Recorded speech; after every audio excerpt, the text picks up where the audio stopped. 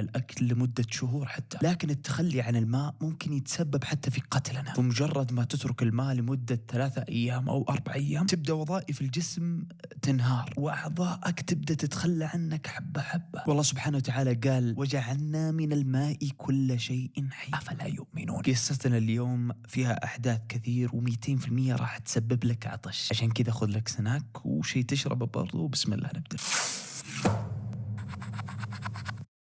بعد هجرة النبي صلى الله عليه وسلم من مكة إلى المدينة، وبعد ما اشتد الإسلام وصار له صيت في الجزيرة العربية، يعني اشتدت شوكته، كان في وحدة في مكة اسمها أم شريك. طبعا اختلفوا في اسمها ونسبها، فقال البعض أنها عزيلة بنت جابر الدوسية، والبعض قال لا هي أزدية، والبعض قال أنصارية، والبعض قال حتى قرشية لأنها كانت في مكة، والأصح بأنها غطفانية اعتمادا على قصتنا اليوم. يعني اسمها الكامل عزية بنت جابر الغطفانية. طبعا اختلفوا في اسمها لأن كان اسمها دائما أم شريك، فما كان أحد يناديها باسمها الحقيقي، فاختلفوا كذا في اسمها. طبعا كانت معجبة جدا بالإسلام أم شريك، ما كان عندها نفس الفكرة اللي يحملونها قريش، فكانت جدا معجبة في الإسلام، وبدأ إعجابها يزيد حبة حبة إلين أسلمت، وكان إيمانها سبحان الله قوي جدا جدا جدا. طبعا بعد ما أسلمت بدأت بشكل سري تقول للنساء اللي حولها عن الإسلام على إنها معجبة فقط، وإذا شافت البنت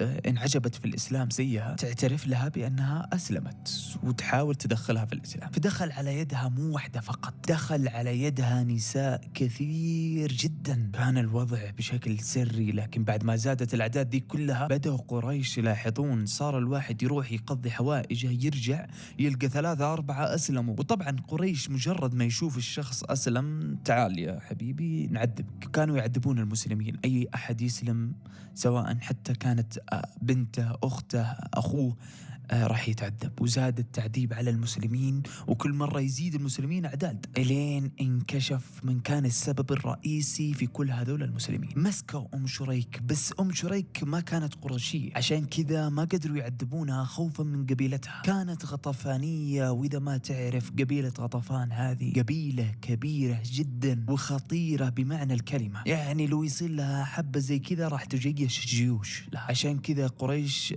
ما كانوا يبغون يدخلون في مشاكل، فقالوا ايش نسوي فيك، لازم نأذيك، لازم نسوي شيء، انت مسلمة. قالوا خلونا نربطها الحين، ننام اليوم الثاني بنرجع بأفكار، وكل واحد يكتب فكرة كذا حلوة ايش نسوي فيها. فعليا ربطوها في مكان، راحوا ناموا صحيوا اليوم الثاني وكل واحد عنده فكرة. البعض قال لا خلونا نرسلها لغطفان ونفتك من شرها، والبعض قال لا خلوا غطفان تشاركنا في تعذيبها بما انها غطفان ما هي مسلمة وهي مسلم، واللي قال نتركها يا رجال هذه اصلا ما منها خوف. بس الرأي اللي مشى هو انهم يركبونها على دابة من دون رحل، والرحل هو الشيء اللي يكون بينك وبين الدابة عشان تجلس عليه، لأنك لو جلست على الدابة راح تتصلخ أفخاذك وممكن حتى تسبب لها آلام شديدة. ونتركها من دون ماء ولا أكل، بس نأكلها قطع خبز مع عسل عشان ما تموت، وانتوا تعرفون العسل أصلا يعطش لوحده، سووا كذا كنوع من العذاب وعشان برضو ما تموت لما ما يبغون يقتلونها يعني. ونرسلها مع 2 عشان ما تهرب ولا تستعين بأحد. بس وين يرسلونها إلى قبيلتها غطفان، وبرضو يقولون لغطفان بأنها أسلمت عشان برضو يستلمونها تعذيب هناك. طبعا 2 اللي أرسلوهم معها متنعمين جدا، عندهم أكلهم وشربهم ودوابهم ورحالهم.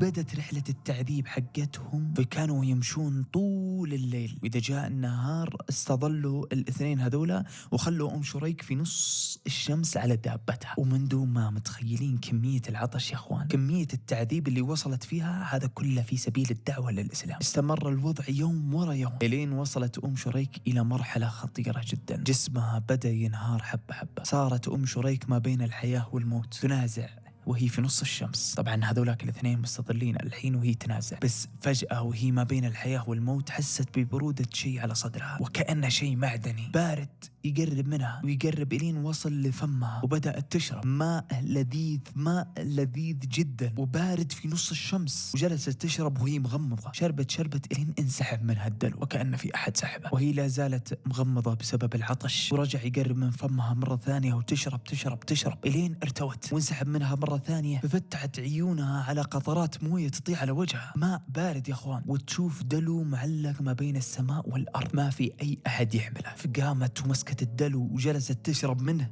وترش على نفسها إلين ارتوت تماما، وانسحب هذا الدلو وطلع في السماء. ما تدري من وين جاء هذا الماء، بس كل اللي تعرفه بأن الله سبحانه وتعالى سقاها. خلاص جسد شريك رجع لها الحياة وارتوت جدا من عطشها. فصحيوا الحراس هذول اللي معها وشافوها وهي غرقانة مويه، فقاموا يركضون عندها ويقولوا لها أنت فكيتي وثاقك ورحتي شربتي من مويتنا، بالله اصبري خلينا نروح نشوف المويه حقتنا. راحوا فتحوا المويه حقتهم وما لقيوا إنها نقصت تماما. رجعوا عندها قالوا لها أنت الحين من وين جاتك المويه دي؟ المويه كثيرة ومستحيل يعني المويه حقتك هذه تتعدى مويتنا حتى من كثرها. فقالت شريك الله سبحانه وتعالى سقاني، جاني دلو من السماء وشربت منه إلين ارتويت. الحين هم في حالة صدمة لأن فعليا مويتهم كاملة والبنت فعليا غرقانة.